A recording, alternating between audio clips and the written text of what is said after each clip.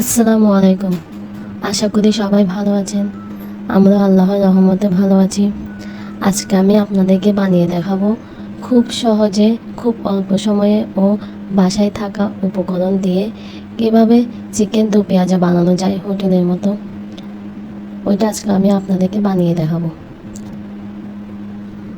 আজকে আমি খুব অল্প মশলা দিয়ে এই রেসিপিটা বানিয়ে নিব, যাতে সবাই বানিয়ে নিতে পারে।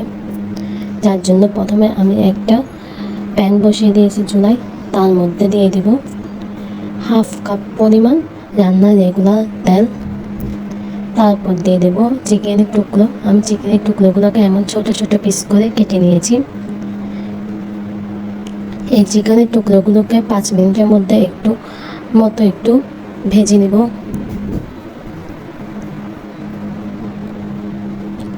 সম্পূর্ণ ভাজবো না, জাস্ট একটুই হালকা গোল্ডেন কালার আসা অবধি ভাজিয়ে নেব।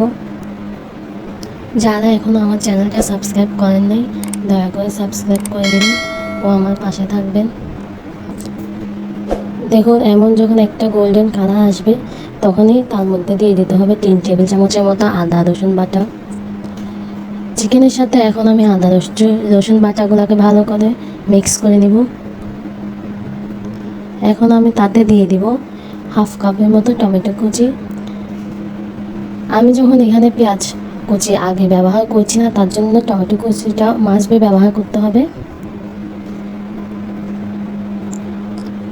টমেটো কুচি দেওয়ার পর আমি এখানে দিয়ে দেবো কিছু গোটা মশলা, 4-5টা লং, 3টা ছোটো ছোটো টুকরো করে কাটা রাখা দারুচিনি ও 4-5টা এলাচি দিয়ে দিয়েছি। এগুলোকে ভালো করে মিক্স করে নিতে হবে। চিকেনগুলো যখন 50% সিদ্ধ হয়ে আসবে, এখন আমি তার মধ্যে দিয়ে দিব পরিমাণ মতো লবণ ও 2 টেবিল চামচের মতো লাল মরিচের গুঁড়া ও দিয়ে দিব হাফ চামচ হলুদ গুঁড়া।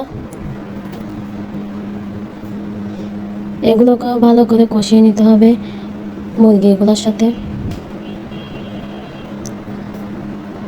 ভালোভাবে সবগুলো উপকরণ একসাথে মাখিয়ে নিব আমি।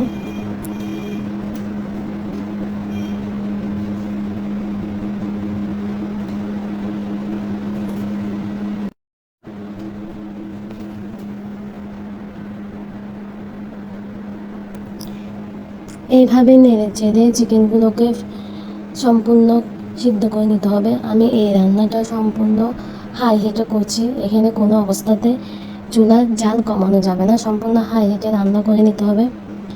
এখানে কোনো পরিমাণ পানিও ব্যবহার করা যাবে না। যখন দেখবেন মশলাগুলো প্যানে গায়ে লেগে গেছে আসছে, তখন আপনি 2 টেবিল চামচের মতো পানি ব্যবহার করতে পারেন। এখন আমি এখানে অ্যাড করে দেবো এক কাপের মতো পেঁয়াজ। আমি এখানে পেঁয়াজগুলোকে এমন বড় বড় করে কেটে নিয়েছি। এই পেঁয়াজগুলোকে আমি এখন চিকেনের সাথে অ্যাড করে দেবো। তারপর দিয়ে দেবো কয়েক ফালি কাঁচামরিচ। এগুলোকে সম্পূর্ণ চিকেনের সাথে ভালো করে মিক্স করে নেব। পেঁয়াজগুলোকে সম্পূর্ণ সেদ্ধ করা যাবে না, সামান্য একটু সটে করে নেব, যাতে খাওয়ার সময় একটু ক্রাঞ্চি ভাব আসে। এই দো পেঁয়াজটা খাওয়ার সময় যখন পেঁয়াজটা ক্রাঞ্চি ভাব আসে, তখনই কিন্তু খেতে আসল মজা লাগে। যার জন্য পেঁয়াজগুলোকে সামান্য জাস্ট সটে করে নেব, সম্পূর্ণ সেদ্ধ করা যাবে না। সবগুলো উপকরণ একসাথে মিক্স করে আমি কিছুক্ষণ নাড়তে থাকবো। যখনই পেঁয়াজগুলো সফট হয়ে যাবে, আমার দো পেঁয়াজটা সম্পূর্ণ রেডি। এটা আমি নামিয়ে সার্ভ করে নেব। আর আপনি পছন্দ অনুযায়ী যদি বাসায় থাকে তাহলে কিছুটা ধনিয়া পাতা কুচি দিয়ে দিতে পারেন উপর থেকে, তাহলে দো পেঁয়াজের স্বাদটা খুবই ভালো আসে। সবগুলো উপকরণ একসাথে মিশিয়ে নিয়েছি। দেখুন, আমার দো পেঁয়াজটা সম্পূর্ণ রেডি। এখন আমি এটা সার্ভ করে দেখাচ্ছি। দেখুন, দেখতে যেমন সুন্দর হয়েছে, খেতেও কিন্তু খুব স্বাদ হয়েছে এবং খুব লোভনীয় হয়েছে। আশা করি আমার আজকের রেসিপিটা সবার ভালো লাগবে। পরবর্তীতে দেখা হবে অন্য কোনো নতুন রেসিপি নিয়ে। ততদিন আপনারা ভালো থাকবেন, সুস্থ থাকবেন। আসসালামু আলাইকুম, আল্লাহ হাফেজ।